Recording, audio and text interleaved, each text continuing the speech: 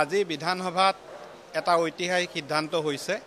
ইতিমধ্যে এই সিদ্ধান্ত বিধানসভাত গৃহীত হৈছে আৰু ইয়াক আপোনালোকক জনাব বিচাৰিছোঁ যে পূৰ্বতে বিধানসভাৰ যি আমাৰ সময় আছিল, শুক্ৰবাৰে প্ৰত্যেক দিনাই নামাজ পঢ়িবৰ কাৰণে এটা সময় বন্ধ দিয়া হৈছিল। 12 বজাৰ পৰা 2 বজালৈকে বন্ধ দিয়া হৈছিল আৰু সোমবাৰৰ পৰা শুকুৰবাৰলৈকে বৃহস্পতিবাৰলৈকে 9:30 বিধানসভা আৰম্ভ হৈছিল আৰু শুকুৰবাৰে 9টাত আৰম্ভ হৈছিল।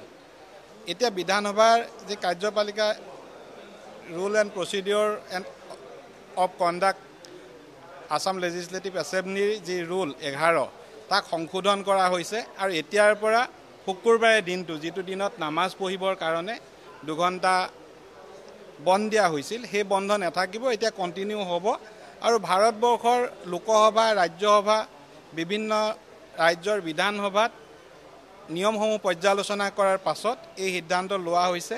মূলতঃ অধ্যক্ষ ডাঙৰীয়াৰ নেতৃত্বত লোৱা এই সিদ্ধান্তক আমি স্বাগতম জনাইছোঁ। সৈয়দ ছাদুল্লাহ দিনৰে পৰা, ব্ৰিটিছৰ দিনৰে পৰা এই সিদ্ধান্ত অব্যাহত আছিল আৰু যিহেতু আমি এখন ধৰ্ম নিৰপেক্ষ ৰাজ্য বা ধৰ্ম নিৰপেক্ষ ৰাষ্ট্ৰ, আমাৰ সিদ্ধান্তসমূহ প্ৰত্যেকটো ধৰ্মৰ কাৰণে হ'ব লাগে আৰু আজি এই সিদ্ধান্তটো সদনত আমিনুল ইছলাম ডাঙৰীয়াই উত্থাপন কৰিছে। যিটো সিদ্ধান্ত অলৰেডি হৈ গ'ল, প্ৰতিবেদন দাখিল কৰিছে আৰু সকলোৰে সন্মতি সাপেক্ষে, ইয়াত এনেকুৱা নহয় যে কোনোবাই আপত্তি কৰিছে, সকলোৰে সন্মতি সাপেক্ষে আমাৰ বিধানসভাৰ কাম সুন্দৰভাৱে চলিবৰ বাবে এই সিদ্ধান্ত লোৱা হৈছে। মই সকলোকে ইয়াৰ বাবে ধন্যবাদ জনাইছোঁ আৰু বিশেষকৈ এই ঐতিহাসিক সিদ্ধান্ত লোৱাৰ বাবে মই বিধানসভাৰ অধ্যক্ষ ডাঙৰীয়াক অভিনন্দন জনাইছোঁ। আজি বিধানসভাত এটা ঐতিহাসিক সিদ্ধান্ত হৈছে। ইতিমধ্যে এই সিদ্ধান্ত বিধানসভাত গৃহীত হৈছে আৰু ইয়াক আপোনালোকক জনাব বিচাৰিছোঁ যে পূৰ্বতে বিধানসভাৰ যি আমাৰ সময় আছিল, শুক্ৰবাৰে প্ৰত্যেক দিনাই নামাজ পঢ়িবৰ কাৰণে এটা সময় বন্ধ দিয়া হৈছিল। 12 বজাৰ পৰা 2 বজালৈকে বন্ধ দিয়া হৈছিল আৰু সোমবাৰৰ পৰা শুকুৰবাৰলৈকে বৃহস্পতিবাৰলৈকে 9:30 বিধানসভা আৰম্ভ হৈছিল আৰু শুকুৰবাৰে 9টাত আৰম্ভ হৈছিল।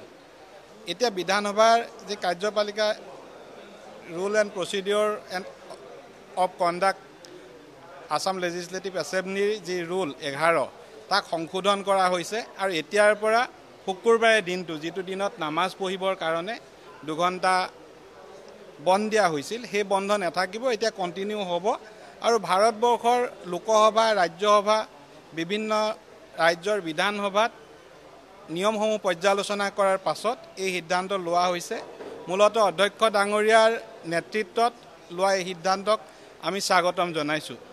সৈয়দ ছাদুল্লাহ দিনৰে পৰা, ব্ৰিটিছৰ দিনৰে পৰা এই সিদ্ধান্ত অব্যাহত আছিল আৰু যিহেতু আমি এখন ধৰ্ম নিৰপেক্ষ ৰাজ্য বা ধৰ্ম নিৰপেক্ষ ৰাষ্ট্ৰ, আমাৰ সিদ্ধান্তসমূহ প্ৰত্যেকটো ধৰ্মৰ কাৰণে হ'ব লাগে আৰু আজি এই সিদ্ধান্তটো সদনত আমিনুল ইছলাম ডাঙৰীয়াই উত্থাপন কৰিছে। যিটো সিদ্ধান্ত অলৰেডি হৈ গ'ল, প্ৰতিবেদন দাখিল কৰিছে আৰু সকলোৰে সন্মতি সাপেক্ষে, ইয়াত এনেকুৱা নহয় যে কোনোবাই আপত্তি কৰিছে, সকলোৰে সন্মতি সাপেক্ষে আমাৰ বিধানসভাৰ কাম সুন্দৰভাৱে চলিবৰ বাবে এই সিদ্ধান্ত লোৱা হৈছে। মই সকলোকে ইয়াৰ বাবে ধন্যবাদ জনাইছোঁ আৰু বিশেষকৈ এই ঐতিহাসিক সিদ্ধান্ত লোৱাৰ বাবে মই যিকোনো খবৰৰ বাবে যোগাযোগ কৰক 7099017330 অথবা 7099017390 নম্বৰত।